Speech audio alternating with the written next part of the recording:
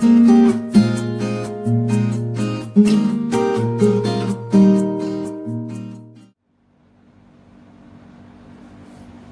guys, welcome back to my YouTube channel The Element. I am Chanchal Punjabi, your study buddy.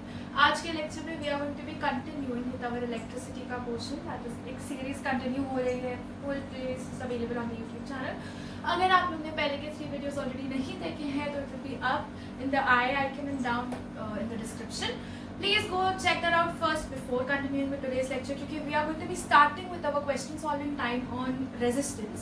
जो हमारा previous lecture में रह गया था तो हम लोग आज वो कंप्लीट करने वाले हैं एंड उसके बाद we will get back to the concept. So let's get started.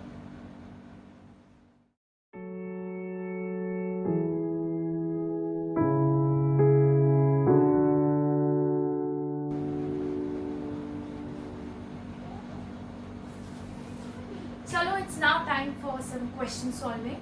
तो अभी हमारा जो फर्स्ट क्वेश्चन है, it says that the potential difference between 2 points of a wire carrying 2.2 ampere current is 0.1 volt. What is the resistance? ठीक है, तो formula के according Ohm's law जो हमने प्रीवियस में पढ़ा था बेसिक्स एंड ऑल, जिसमें हमने पढ़ा था कि ओम्स लॉ की equation is V is equal to RI, वही हमको यहाँ पे यूज करेंगे. तो हम लिख देते हैं V is equal to RI. हमको ढूंढना क्या है? रेजिस्टेंस. ठीक है, तो हमारा R का फॉर्मूला क्या हो जाएगा? R is equal to V by I. ठीक है, अब बचा क्या? V एंड I की वैल्यूज पुट कर दो. हमको क्या पता है? I की वैल्यू क्या है? 2 एम्पियर. V की वैल्यू क्या है? 0.1 वोल्ट. बस पुट ऑन कर दो. V आ गया यहाँ पे 0.1, R आ गया 2. इसका आंसर हमको क्या मिलेगा? 0.05. और वही हो गया हमारा ओम्स में. क्यों? क्योंकि रेजिस्टेंस का SI unit is what? Ohms.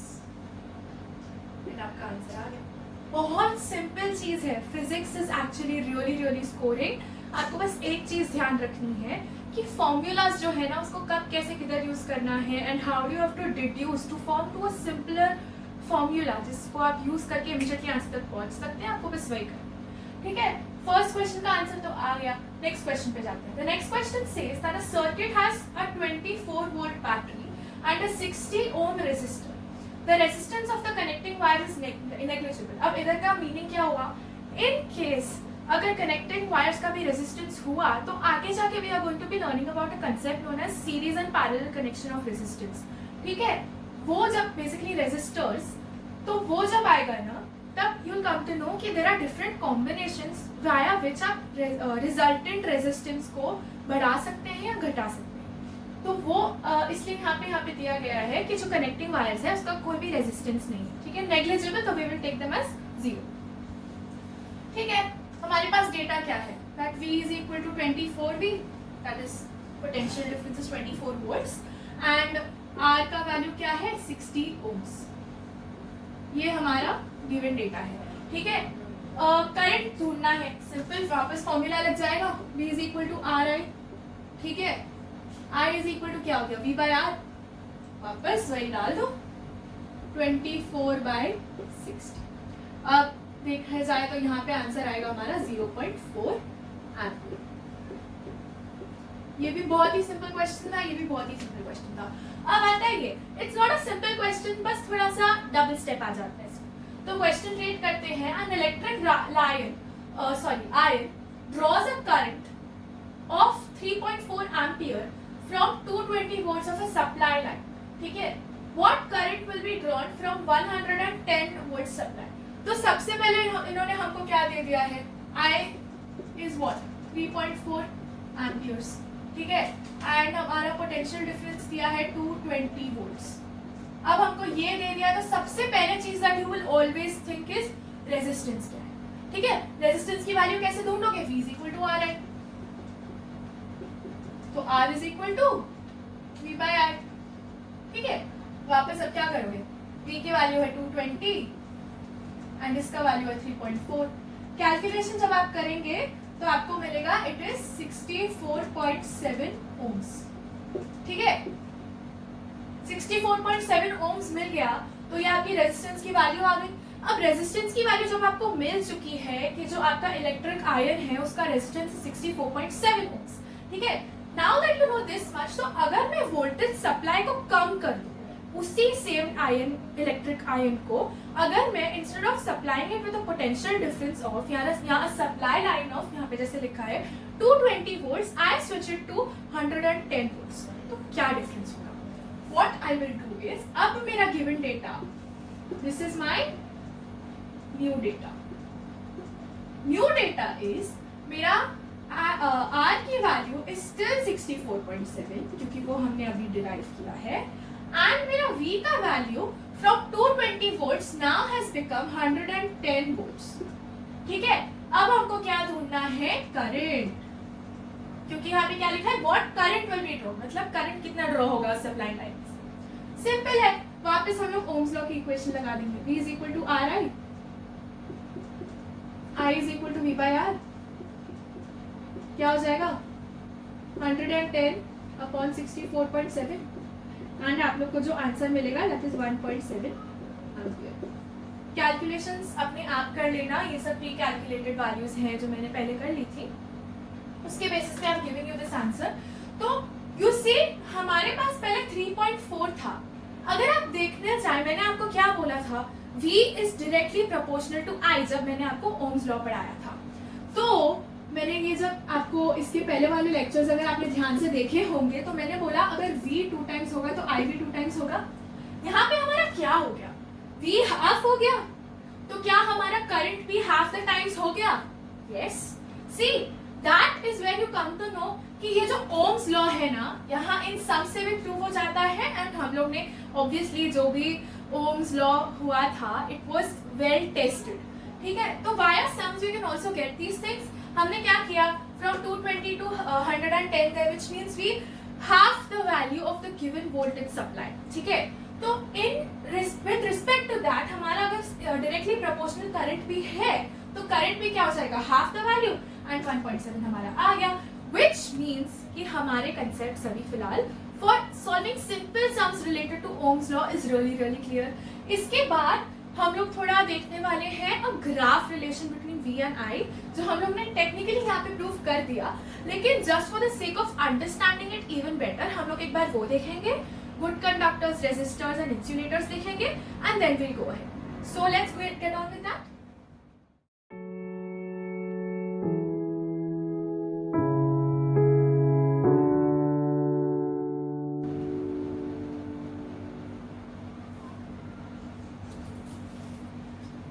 छोटा सा सेगमेंट है that seems to be really important, basically given by the basically observations from the ohm's law only.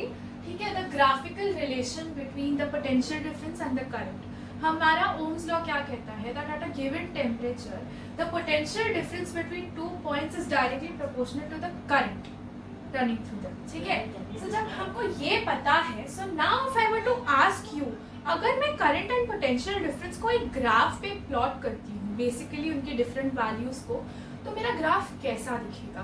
C types of graphs में बहुत कुछ आता है। It could, if this is to be my graph for example, वो ऐसा हो सकता है, ऐसा हो सकता है, स्ट्रेट जा सकता है, ऊपर हो सकता है। ये जनरली ग्राफ होता नहीं है, ठीक है, एंड एक ऐसे होता है। ये सारे ग्राफ्स के according if I ask you कि मेरा V is directly proportional to I, अगर ये रिलेशन मैं आपको दे दूं, तो what is the first thing that clicks your mind? Previous sum जो हमने सम नंबर 3 देखा था क्वेश्चन सॉल्विंग टाइम में, अगर आप उसके फाइनल जो मैंने आपको स्टेटमेंट दिया था उसको ध्यान से देखें, तो what should come to your mind is that एक V अगर बढ़ रहा है तो साइमल्टेनियसली हमारा I भी बढ़ रहा है। तो अगर मैं एक ग्राफ ले लूं, ठीक है, सिंपल ग्राफिक, आपको कोई ग्राफ पे प्लॉट करने को जनरली नहीं बोलेगा, लेकिन अगर एक जनरल क्वेश्चन आ गया, show the graphical relationship between the potential difference and the current, तो आप क्या शो करेंगे? ये आपका ग्राफ हो गया, let's say that this is V and this is I, straight line. Why? Because ये मेरे कोऑर्डिनेट्स आ जाएंगे यहाँ पे। एनीवेयर आप कोई भी पॉइंट्स यहाँ पे ज्वाइन करेंगे ना, you will always form a straight line. क्यों? क्योंकि they are increasing with respect to each other or they are decreasing with respect to each other। तो अगर मैं आपको बोलूं कि ग्राफिकल रिप्रेजेंटेशन ऑफ V एंड I क्या होगा, it will V versus I graph basically, so it will be a straight line like this. Okay, so this is a really क्या बोलते हैं स्कोरिंग क्वेश्चन जो कभी कभी पूछा जा सकता है, तो अगर आ गया so now you guys know that. अब एक छोटा सा और कंसेप्ट है, that is good conductors, insulators and resistors, वो पढ़ लेते हैं and then we get on with the further topics.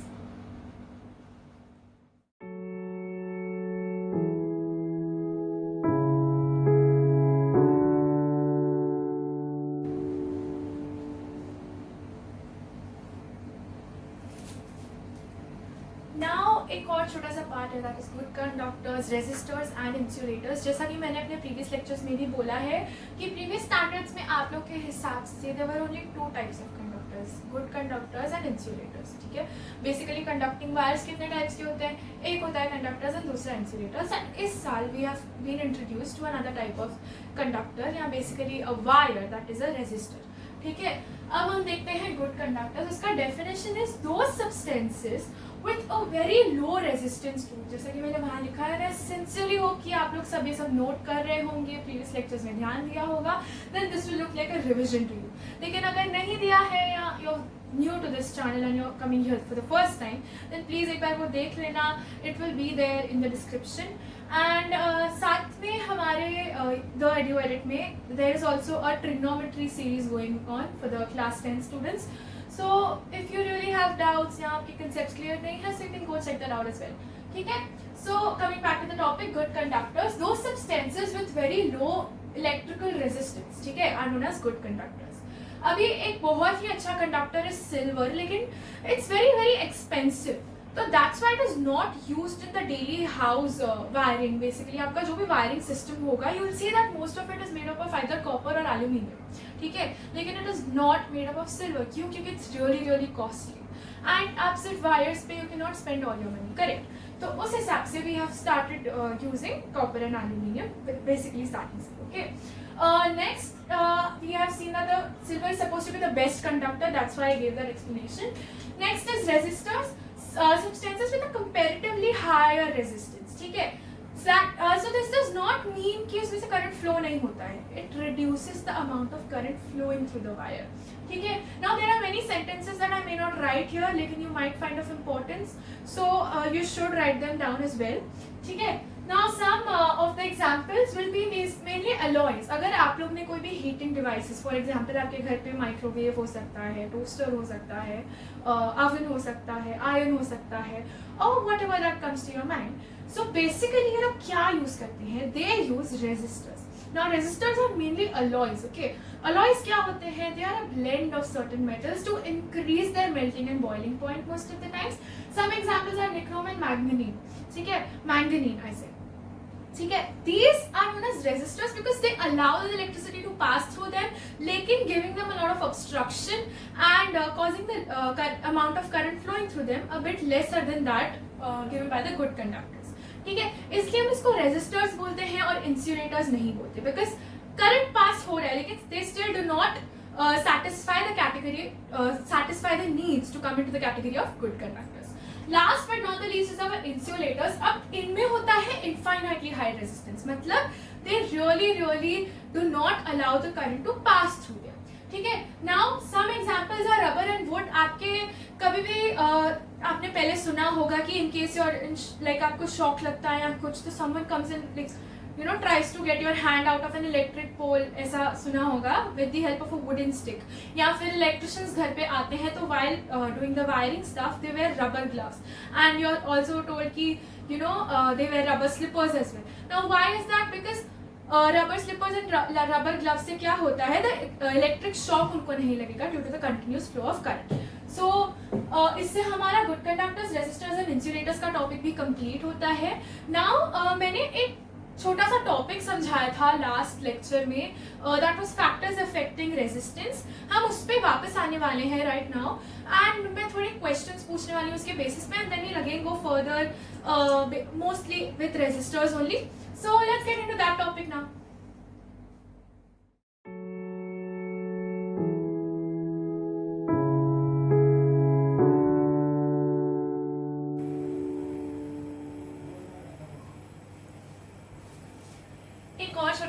जो हम लोग ऑलरेडी पहले ब्रीफ में सीख चुके हैं is the factors affecting the resistance of a conductor.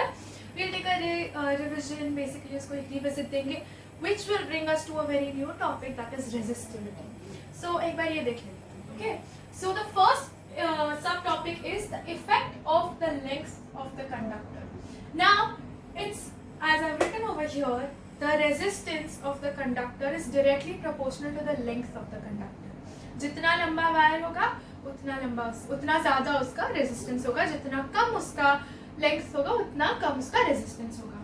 तो अगर मैं बोलूँ the length of the wire has become 2 times, तो मेरा रेजिस्टेंस भी क्या हो जाएगा 2 times. एंड अगर मैं बोलूँ द लेंथ को हाफ कर दिया है हमने, तो मेरा रेजिस्टेंस कितना हो जाएगा हाफ टाइम्स. सो ये क्लियर हो गया. तो हमारा सेकंड फैक्टर आता है, that is the effect of the area of the cross section of a conductor. Now the resistance is inversely proportional to the area of the conductor.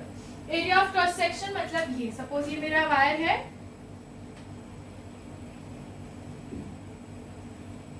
तो अगर मैं ये बीच में से ले लेती हूँ तो this is my area of cross section.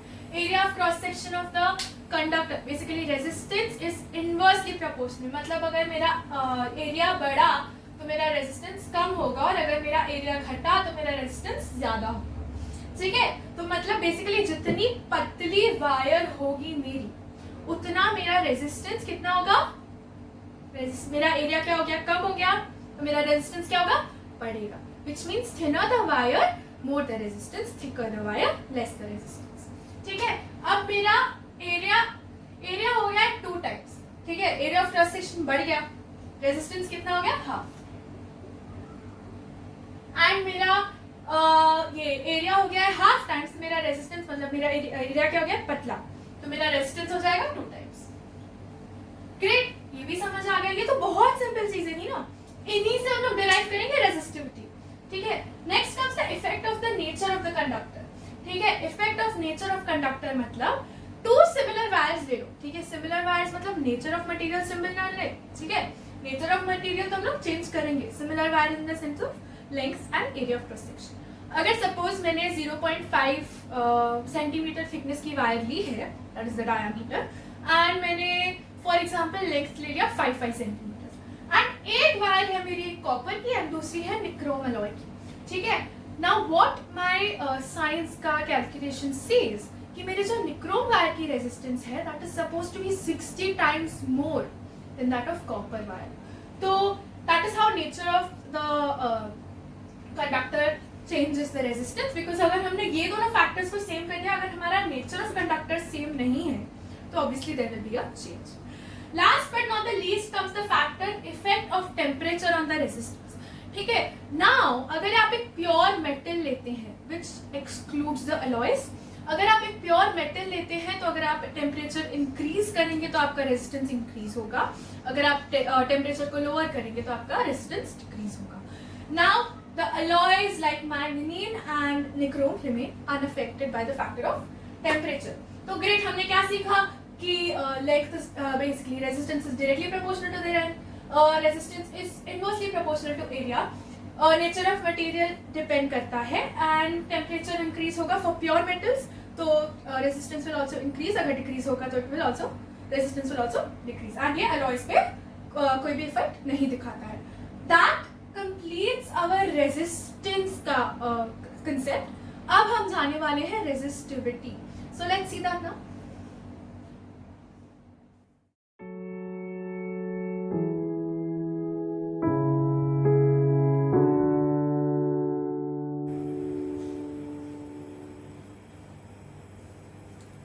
It's now time to learn a new topic, resistivity, जो हमने resistance के टॉपिक से ही डिराइव किया है. तो लास्ट टॉपिक के first 2 factors like length and area से ही हमको मिला ना, resistance is directly proportional to the length of the conductor and resistance is inversely proportional to the area of cross section of a conductor. अगर मैं इन दोनों को कंबाइन करती हूँ तो मुझे ये मिलता है that resistance is directly proportional to the length and inversely proportional to the conductor. अब हमने जैसे कि पहले देखा था कि V is directly proportional to I, and proportionality sign हटाने के लिए we used a constant that is resistance. यहाँ पे जो कांस्टेंट हम यूज करने वाले हैं that is known as rho, and इसी रो को हम बोलते हैं the resistivity.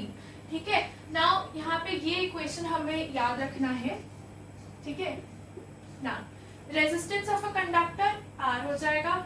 A will be the area of cross section of a conductor, L will be the length of a conductor, and R will be the resistance or resistivity or the specific resistance in certain cases.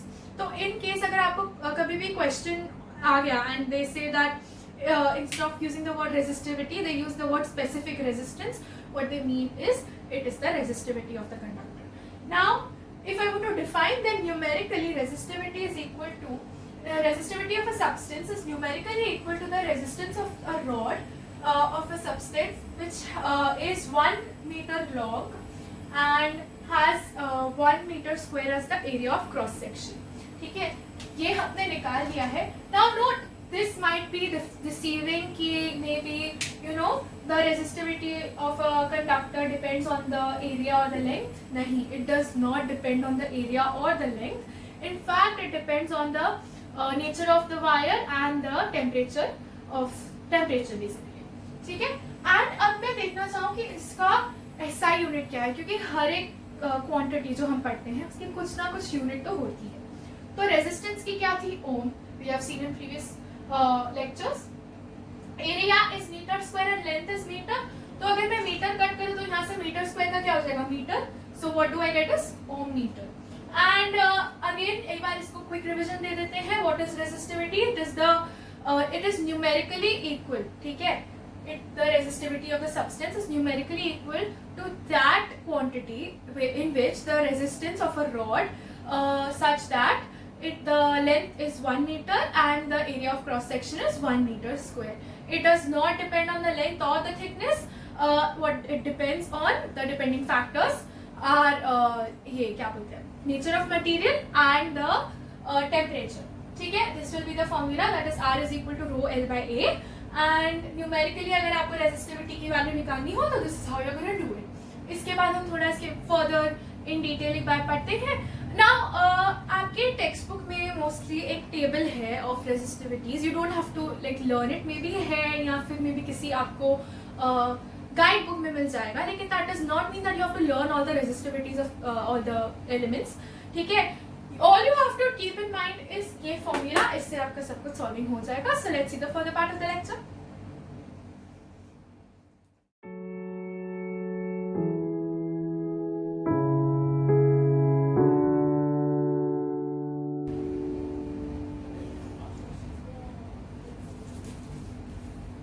Now एक छोटा सा सब topic है which was connected. हमने previously जब electrical appliances के बारे में पढ़ा था during the good conductors, resistors and the insulators, and मैंने बोला था that the heating appliances use the resistors. अब इसके पीछे रीजंस थे. ठीक है. So the heating elements in the resistors use alloys rather than pure metals. मैंने यही बोला था. तो इसके पीछे दो रीजंस हैं. One, the resistivity of the alloys is much higher than the pure metals, and second is that oxidation of alloys is really slow. Basically बहुत ज़्यादा टाइम लग जाता है and pure metals really oxidize fast. ठीक है. तो उसका oxidation fast होता है which means that there can be problems. यहाँ अप्लायंस वर्क करना बंद कर देगा. So ये दोनों रीजंस होते हैं. So if I want to take nichrome, then nichrome का resistivity is really high. nichrome का ये oxidation rate is really low. इस रीजन से all the heating appliances or the basically electrical appliances that use these heating elements use all the alloys instead of pure metals. क्यों? क्योंकि again से resistivity high होती है उनकी as compare to the pure metals and उनका oxidation rate बहुत low होता है as compare to the pure metals. इसके बाद we again have a question solving time session and that will be it for today's video. उसके बाद next lecture से we are going to be starting with the series and parallel connection of resistors and then we go on with power. It's going to be there's really lot to learn from this chapter even now, but अभी फिलहाल हम लोग एक बार question solving time देख लेते हैं.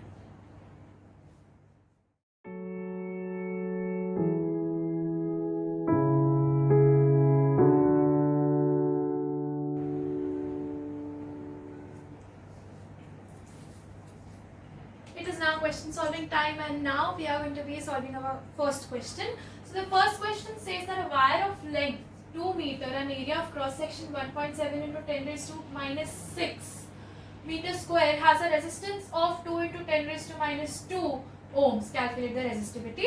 Simple formula लगाएंगे. तो formula जो हमको आता है is R is equal to rho L by A.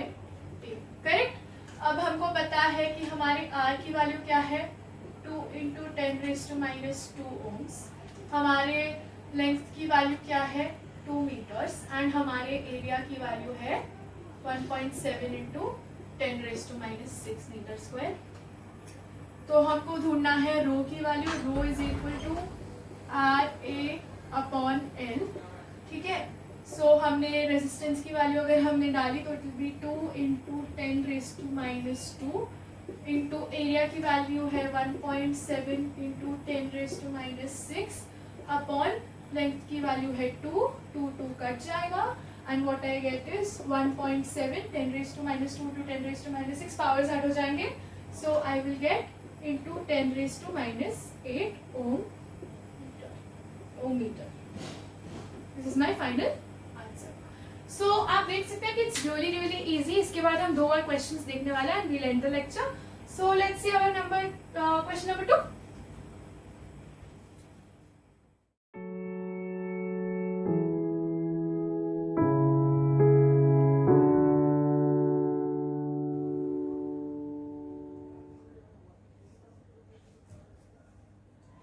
Now time for the second question, which is quite interesting. So let's see that. The question says a copper wire has a diameter of 0.5 millimeter and the resistivity of 1.6 into 10 raised to power minus 8 ohm meter. Now it has 2 subparts. What will be the length of this wire to make its resistance as 10 meter? तो पहले वही 10 ohm पहले वही देख लेते हैं. A part. ठीक है.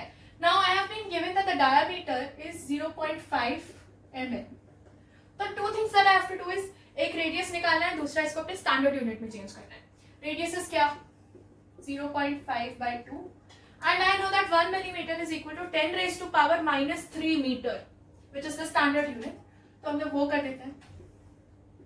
मीटर में हो गया and I can also write this to be 0.25 into 10 raise to power minus 3 metre.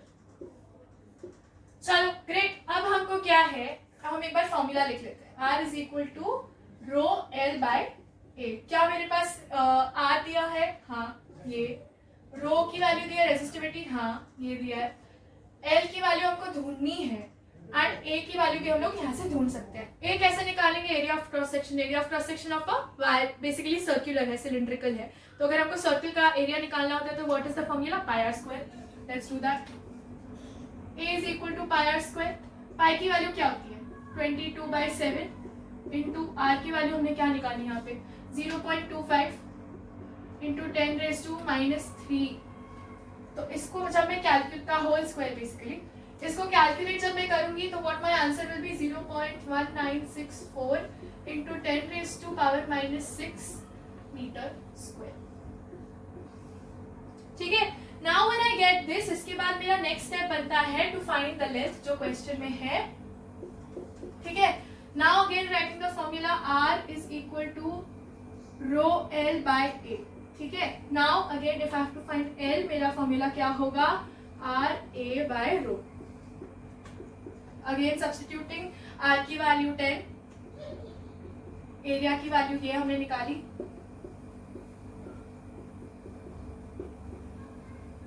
upon resistivity. इसको सॉल्व करने पे मेरा answer approximately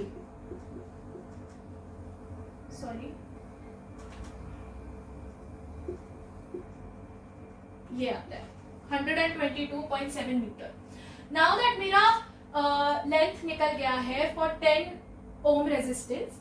next part of the question पे जाते हैं. How much does the resistance change if the diameter is doubled. ठीक है. अब इन्होंने मुझे क्या दिया है, इन्होंने मुझे वैल्यू निकालने को नहीं बोले. They have not given me to give a specific value.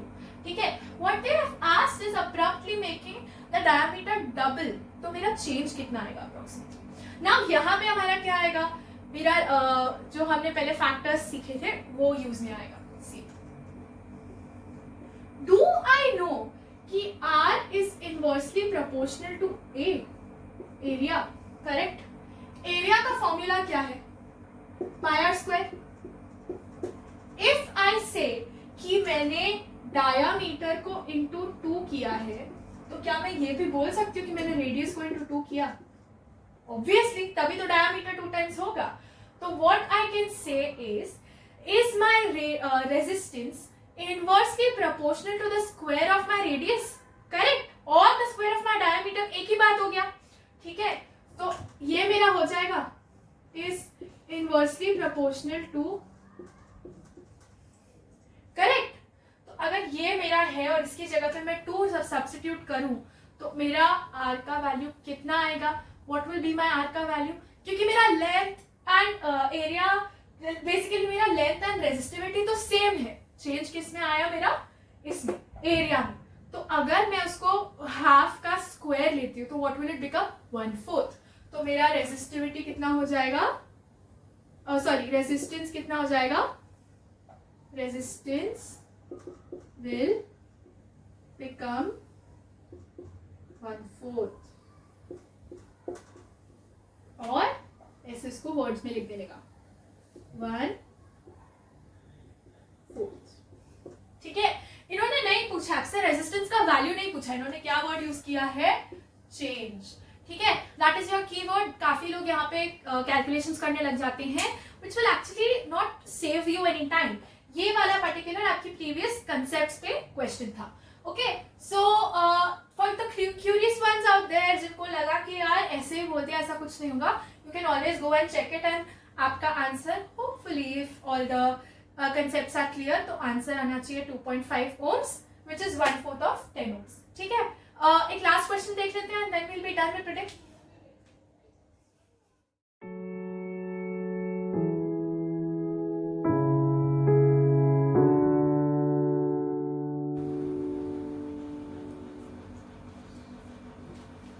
Now time for the last question for today's session.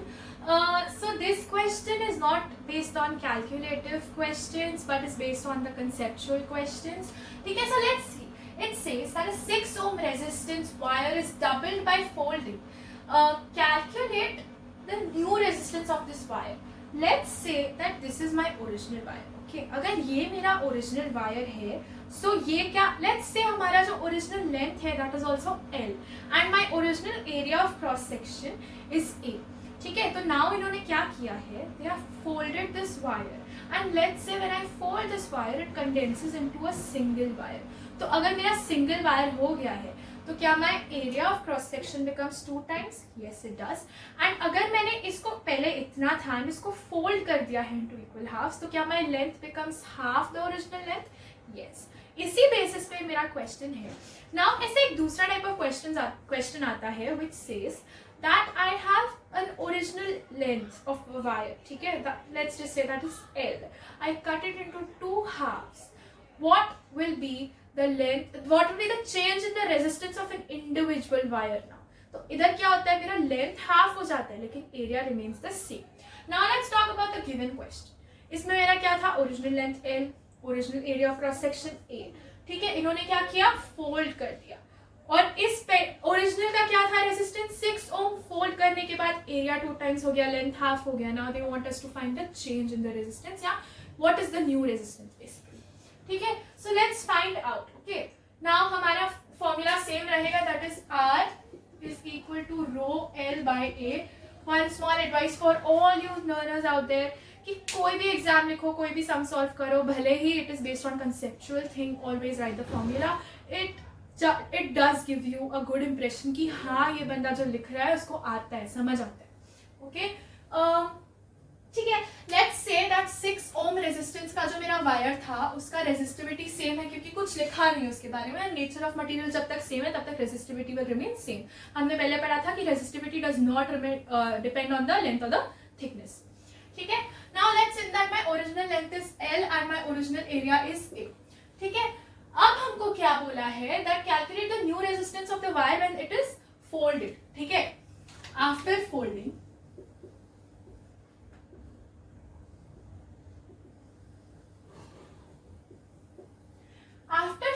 क्या होता है? आफ्टर फोल्डिंग जो होता है मेरा, लेट्स से R लेते हैं क्योंकि it is a new resistance now, right, and मेरा रेजिस्टिविटी सेम रहेगा, क्यों? क्योंकि nature of material is the same. Now they are saying कि मेरा लेंथ हाफ हो जाता है, दैट इज L/2, क्योंकि it's the same wire, so I'm not changing the variable for the length, it is L/2 now, so I can write that over here, and my area becomes 2 times, मैंने अभी आपको दिखाया practical करके, ठीक है, so it becomes into 2a, ठीक है। अब because my resistance is a common factor, I'm going to compare both of these on the basis of resistance, so इसको change करके resistance के फॉर्म में लिख देते हैं, it will become 6a/L, ठीक है। Let this be my question number 1। अब इसको मैं अगर रेजिस्टेंस के रेजिस्टिविटी के फॉर्म में लिखूं, because both the equations have a common resistivity quantity, ठीक है। रेजिस्टिविटी के हिसाब से अगर मैं लिखूं तो it will become 4 times R into A, because यहाँ पे 2 into 2 था, upon L। Now let this be my question number 2, comparing 1 and 2, ठीक है।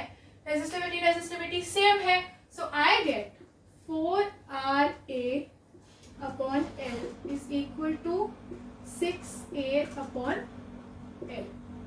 LL कट, AA कट, I get R is equal to 6/4, which is 1.5 ohms। तो क्या मुझे मेरी न्यू रेजिस्टेंस मिल गई? Yes, 1.5 ohms।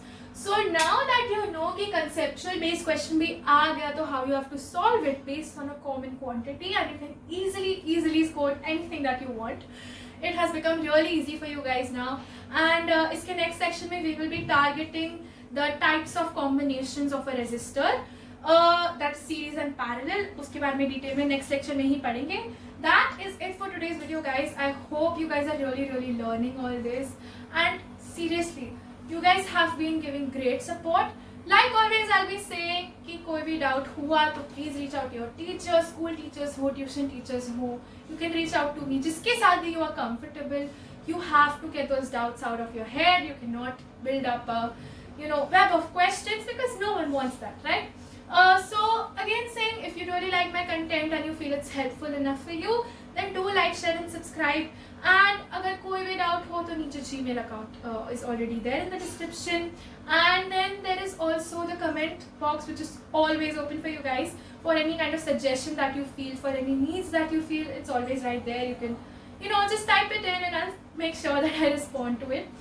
and उसके अलावा if you guys are more comfortable with Instagram, then there is an account called the.edu.edit, you could contact me via that, उसका भी link will be in the description। and that's it for today's video, we will see you in the next video, until then bye